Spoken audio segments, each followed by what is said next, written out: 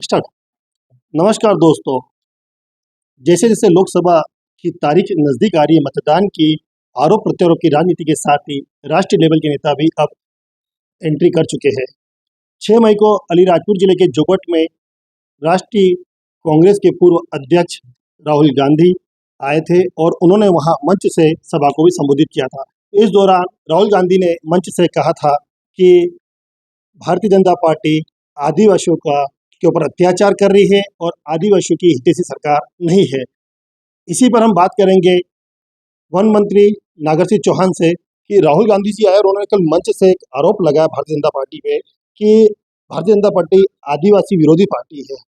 हर क्षेत्र में देखें तो आदिवासियों का विरोध कर रही है, आदिवासी नगण्य है उन क्षेत्रों में। तो आपको क्या लगता है कि हकीकत में भारतीय जनता पार्टी ऐसा कर रही है? मैंने पूरा भाषण सुना है और उसने मंच से ये कहा कि भारतीय जनता पार्टी आदिवासियों की विरोधी पार्टी है। मैं आपके इस चैनल के माध्यम से राहुल गांधी से पूछना चाहता हूं कि इस देश में अधिकतर समय कांग्रेस ने शासन किया। उनके पिताजी प्रधानमंत्री थे, उनके दादाजी प्रधानमंत्री थे।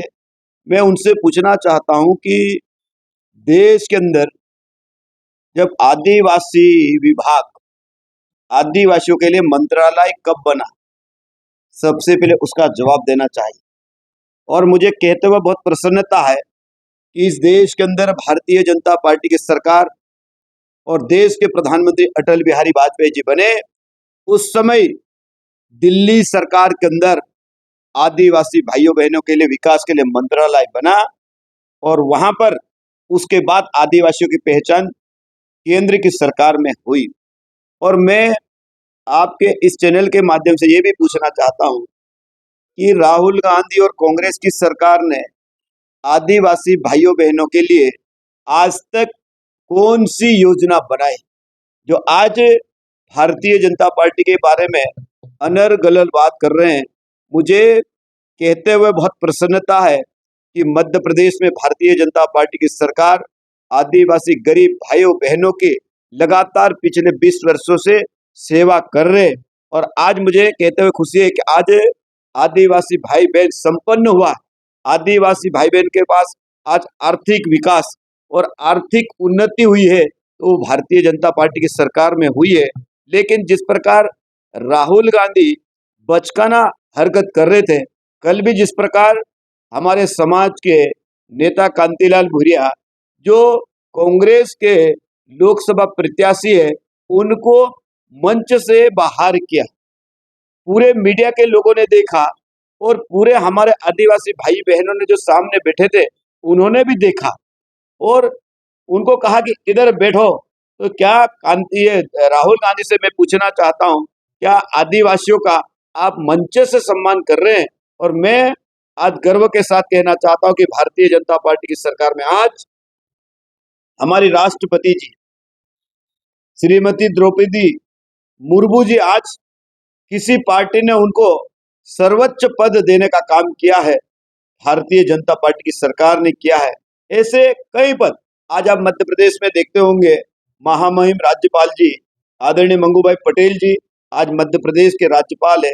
ऐसे कई आज हमारे आदिवासी भाई बहन भारतीय जनता पार्टी की सरकार में आज अनेक पदों पे, चाहे राजनीतिक क्षेत्र में काम कर रहे हो या सामाजिक क्षेत्र में काम कर रहे या सरकारी नौकरियों में, हमारा आदिवासी भाई आज कलेक्टर बना है, एसपी बना है, उच्च पदों पे गया है तो भारतीय जनता पार्टी की सरकार में गया है।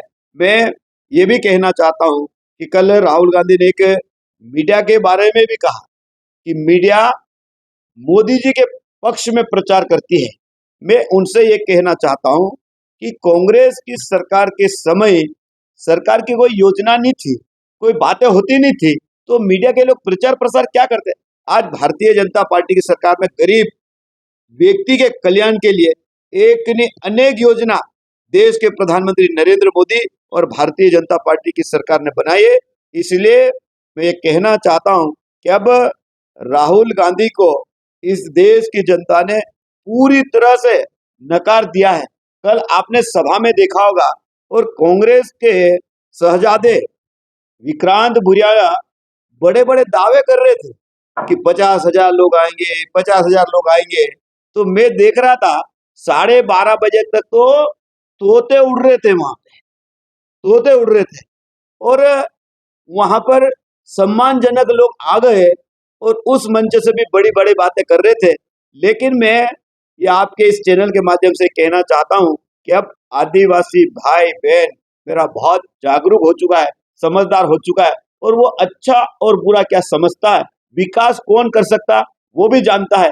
इसलिए इनके आदिवासी भाई बहन बहकावे में आने वाले नहीं है, और आने वाली 13 तारीख को भारतीय जनता पार्टी के पक्ष में भारी मतदान होने वाला है, और देश के अंदर फिर से नरेंद्र मोदी जी की सरकार बनने वाली है। आदिवासी जिला है अलीराजपुर और पिछड़ा हुआ जिला है, यहाँ के लोगों ने उन्नति की है क्या? आपको लगता है कि आदिवासी के क्षेत्र के जो युवा है वो आगे बढ़े हैं?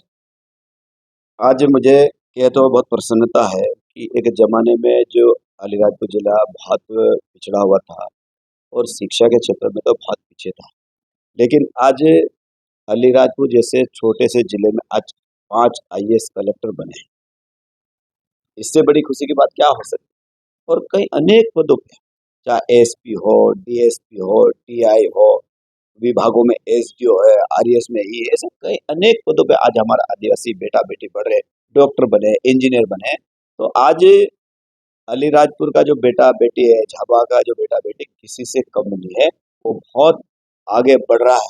और मध्य प्रदेश की सरकार लगातार उनके विकास के लिए, उनको आगे बढ़ाने के लिए एक से एक स्कूलें खोले। आज आपने देखा होगा पूरे मध्य प्रदेश में 89 विकास खंड है, जहां पर सीएम राइज जैसे स्कूल हम लोग बना रहे हैं। 38 करोड़ रुपए के स्कूल बना रहे हैं। पहले हमने एकलव्य स्कूल बनाए, हमने मॉडल स्कूल बनाए, हमने कस्तूरबा गांधी आश्रम, ऐसे अनेक आश्रम छात्रावास भी हम संचालित कर रहे हैं। आने वाले समय में जब शिक्षा के बारे में जब इसकी जनगणना होगी कि शिक्षा का प्रतिशत कितना है, तो मुझे लगता है कि ये झाबुआ और अलीराजपुर जिला बहुत आगे जाने वाला है। एक आखिरी सवाल, सोशल मीडिया पर लगातार आ रहा है कि यह चुनाव अनीता नागर सिंह चौहान और कांतिलाल भूरिया के बीच में है, किंतु विक्रांत भूरिया और नागर सिंह चौहान चुनाव लड़ रहे हैं। अनीता चौहान के द्वारा कोई बयानबाजी नहीं हो रही, ना कांतिलाल भूरिया के द्वारा, सिर्फ नागर सिंह चौहान और विक्रांत भूरिया के द्वारा ही बयानबाजी क्यों? देखिए, विक्रांत भूरिया, आपने देखा होगा कि जब से इस चुनाव की शुरुआत हुई है, ये बात सही है कि उसने भी मेरी धर्मपत्नी के ऊपर कोई आरोप प्रत्यारोप लगाए हैं, लेकिन जब से ये चुनाव की शुरुआत हुई, उसने आरोप प्रत्यारोप शुरू किए हैं। जब सामने वाला पक्ष आरोप लगाता है, तो मेरा भी दायित्व है कि उसका मैं खंडन करूं। लेकिन मैं फिर आज आपके इस चैनल के माध्यम से यही कहना चाहता हूं कि राजनीति सुचिता की होना चाहिए, मुद्दे की होना चाहिए, विकास की होना चाहिए। मैं तो आपके इस चैनल के माध्यम से फिर पूछना चाहता हूँ कि कांतिलाल भूरिया इतने वर्षों तक झाबुआ अलीराजपुर की जनता ने उनको आशीर्वाद दिया, सांसद बने, वो अपनी उपलब्धि तो बताए, उपलब्धि से क्यों भग रहा है? नाम बताए कि मैंने ये करा, ये करा, ये करा। आज मैं कह रहा हूँ, आप तो टंकी के चोट, अलीराजपुर को जिला मैंने बनाया, आज अलीराजपुर में नर्मदा का पानी मिला कांतिलाल भूरिया ने कहा योजना तो हमारी थी, नर्मदा लिंक परियोजना। है। उसको शर्म आना चाहिए, उसको शर्म आना चाहिए। मैं तो आज भी कह रहा हूँ, मैं जितने भी काम अगर करता हूँ, जनता से वादे करके करता हूँ। चुनाव के समय में मैनिफेस्टो में मैंने नर्मदा के जल लाने की बात कही थी, मैंने अलीराजपुर जिला बनाने की बात कही थी। आज मैं आपको कह रहा हूं, मैं जब 2023 का चुनाव विधानसभा का लड़ा, तो मैं जब गांव के लोगों के बीच में गया, तो उन्होंने मुझे कहा कि भैया बिजली की स्थिति बहुत खराब है, वोल्टेज आ नहीं रहा है। मुझे कहते हुए खुशी है कि आज अलीराजपुर जिले में मैं 3 महीने में विधायक कार्यकाल के हुए हैं, और मैंने 53 करोड़ रुपए का ग्रिड सेंक्शन भी करवा दिया, उसका भूमि पूजन भी कर दिया, और काम शुरू हो गया। ऐसे वादे करके, जनता से वादे करके उन वादों को पूरा करे तो पता चले। कांग्रेस ने वादे किए थे 2018 में, उनका जो मैनिफेस्टो था, उन्होंने कहा था कि हम 10 दिन में किसानों का कर्जा माफ कर देंगे। क्या कांतिलाल भूरिया और विक्रांत भूरिया से पूछो कि मध्य प्रदेश में 10 दिन में किसानों का कर्जा माफ हुआ क्या? कर्जा माफ हुआ तो आज किसान इधर उधर क्यों भटक रहा है? ये विषय है। उन्होंने वादा करा था कि बेरोजगारी को 4,000 रुपया बेरोजगारी भत्ता देंगे। क्या बेरोजगारी भत्ता मिला क्या? और मैं तो ये कहना चाहता हूँ कि कांग्रेस के लोगों ने, जो मध्य प्रदेश के तत्कालीन मुख्यमंत्री शिवराज सिंह चौहान ने संबल योजना जो लागू की थी, अगर कोई व्यक्ति की सामान्य मृत्यु हो जाए तो 2-2 लाख रुपए मिलते थे, और एक्सीडेंट में किसी की मृत्यु हो जाए उसको 4 लाख रुपए मिलते थे। लेकिन कांग्रेस की सरकार, कमलनाथ जब मुख्यमंत्री थे, 1.5 साल में किसी आदिवासी भाई बहन को सामान्य मौत में 1 रुपया नहीं मिला, एक्सीडेंट में किसी की मृत्यु 1 रुपया नहीं मिला। ये कांग्रेस है, आदिवासियों से बड़ी बड़ी बात करके झूठ बोल के वोट लेती है, लेकिन जब सरकार में आती है तो पीछे भगती है। और आपको पता है, जब मध्य प्रदेश के जो युवा बेरोजगार थे, उन्होंने कहा था, कमलनाथ जी के पास गए और उनको कहा कि कमलनाथ जी, आपकी सरकार हमने बना दी है, बेरोजगारी भत्ता कब चालू करोगे? तो उन्होंने क्या कहा था कि कोई बेरोजगारी भत्ता नहीं मिलेगा, आप तो बैंड बाजे बजाओ और गाय ढोर बकरे चराओ। ये भाषा इनके नेता कमलनाथ बोलने वाले हैं। आप पेपरों में देख लो, टीवी में स्टेटमेंट देख लो, तो इनको समझ में आएगी।